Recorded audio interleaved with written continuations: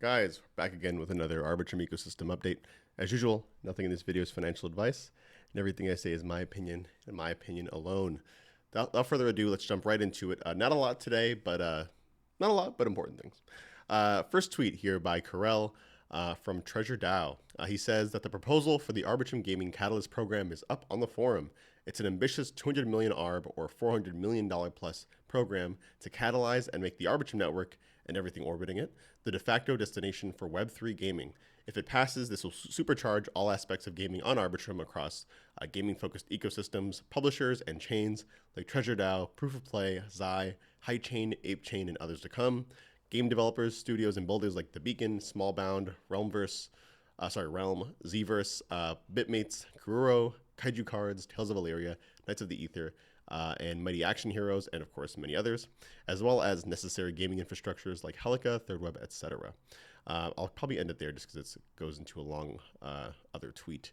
But this is a pretty big proposal. For context, I think this might actually be the biggest proposal in terms of an ask the ArbitrumDAO has ever seen.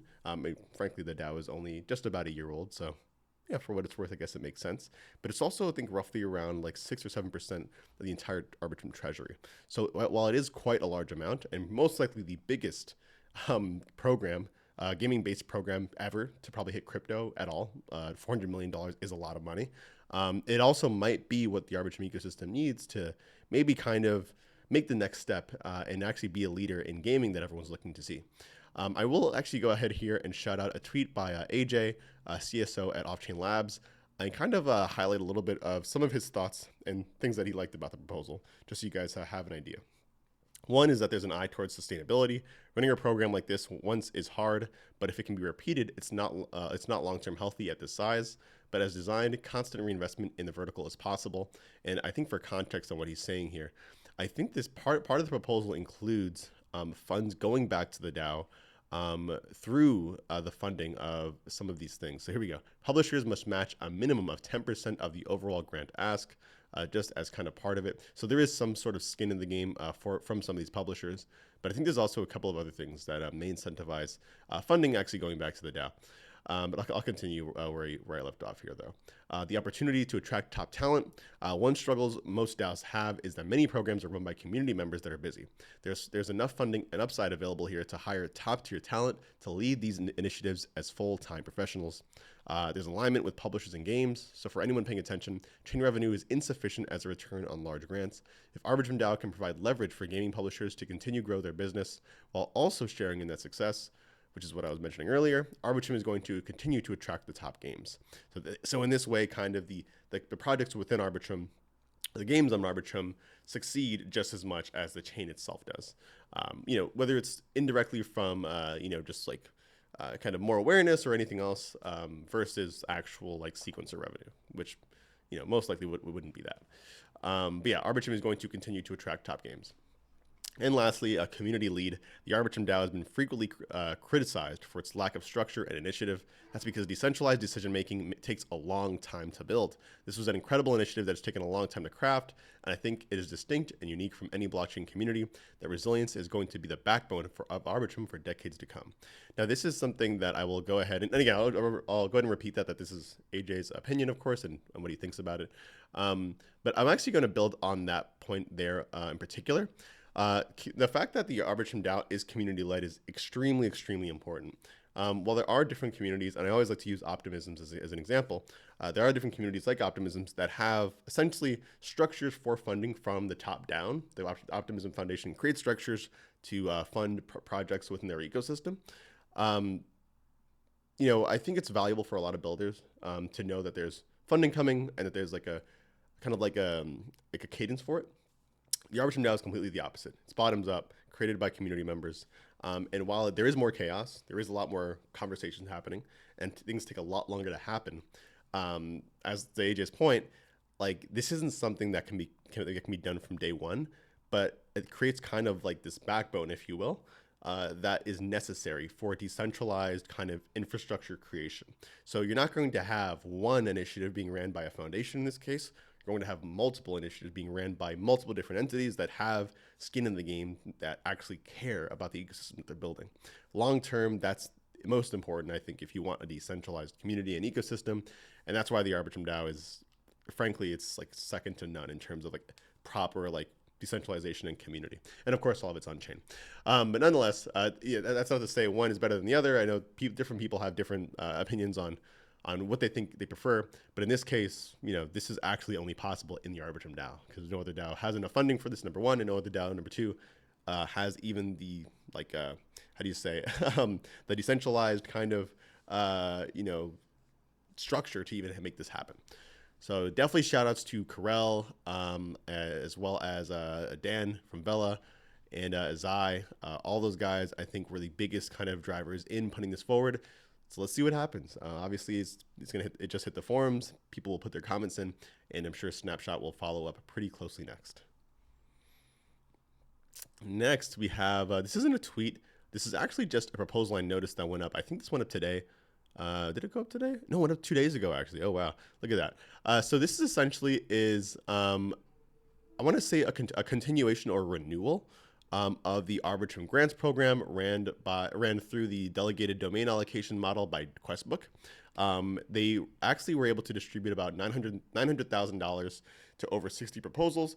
And based on the actual response and the number of quality proposals that they actually received, they're looking to actually continue this program with a budget of $4 million. So 4 times the initial amount, roughly. And frankly, I think it's pretty dope. Again, it's my opinion, of course. But there are so many teams I've spoken to, even at like different conferences and whatnot, who actually said, yeah, we got funded from like your Questbook program. And I'm like, what Questbook program? I have no idea what's going on. It's like, oh, okay, you're talking about the one that's being ran by the DAO. That's awesome. It's so cool to see teams being like funded like from these different kind of sources. And this is just another example of what I was saying earlier. Instead of having one centralized source of funding or anything like that, because the DAO is actually decentralized and because you have different people who have skin in the game and want to take part in building the Arbitrum ecosystem, you have multiple programs running. And this one in particular seems like there's a lot of support for. Currently, there's 53 million votes in favor. So I could probably see this end up being passed, both on Snapshot and then I guess on Tally. But for those of you who aren't aware, essentially what pretty much the plan is to allocate 920K in this case of the budget to each domain this time instead of splitting it up between 4 categories. So new protocol ideas, gaming, dev tooling, as well as education, growth, community, and events will all be funded through this program. And that's a lot of money, which is great though, because, if you're asking me, like, these guys obviously did a great job last time, and especially the education, growth, community, and events. I think I could see a lot more stuff happening on the ground. So Arbitrum hits more local communities than just kind of hitting CT. Anyways, always cool stuff. So make sure to vote here if you have ARB. And yeah. All right, that's it for the DAO stuff. Frankly, that was most of the topic of conversation today. But we do have a tweet here by DEXalot. They say that DEXalot deploys on Arbitrum April 16th, so 4 days from now. Audit has been completed by Hacking Club. The central limit order book solution is officially going multi-chain. I'm actually shouting this out in particular because these guys were initially also similar to Trader Joe. An Avalanche only application. Looks like they're starting their multi-chain support with Arbitrum. Same thing that Avalanche did. Same thing that Trader Joe did. But yeah, I'd say we should all welcome them to Arbitrum with open arms. I've never used them before, obviously, because I don't use Avalanche, but maybe I will on Arbitrum. We also have a tweet here by Kelp DAO. They say native restaking is now live on Arbitrum. Starting today, users on Arbitrum will be able to restake directly with Kelp. This opens up a myriad of opportunities for Arbitrum users, unlocking greater rewards. Not financial advice. Native restaking. I think this is the second or third protocol that has restaking now. I want to say there's like 1 or 2 already that are pretty big. I don't want to say the names because I'm probably going to get it wrong. But I know there are already some pretty big native restaking protocols on Arbitrum. It looks like Kelp is kind of just adding themselves into the mix here. That this announcement was actually made today. So pretty exciting stuff. Again, do your own research, not financial advice. I have not used it myself. I don't even know if it's audited. Frankly, it might be. I'm not sure. But just be careful, all right, guys. And I'm not even referencing Kelp DAO in particular in this case, but I will say that it really seems like we're really entering the bull here this time around. And I don't know. I think this time around, because I've been in the 2 previous bull markets, 2017 and 2021, I guess. And I think I'm just going to optimize for doing as little as possible. I'm just going to hold everything. And then maybe when I think it's the top, I'll, shave a little off. But that's it. I think at this point, I realize that I think I end up losing more money and paying more in taxes, like the more things I do with my wallet. Anyways, that's neither here nor there. But as usual, we'll end it off with a shill for Beneath the Layers. It's, of course, a community-focused show dedicated to showcasing entrepreneurs in Web3 and telling their stories, hosted by your boy. And yeah, you can definitely watch this show on X, YouTube, Spotify, Apple Podcasts, and any podcasting platform. This stuff is being posted on. Really exciting stuff. And it's always really interesting to hear from like some of the most notable builders in the industry. But that being said, guys, thank you so much for watching. I'll catch you in the next one. Peace out.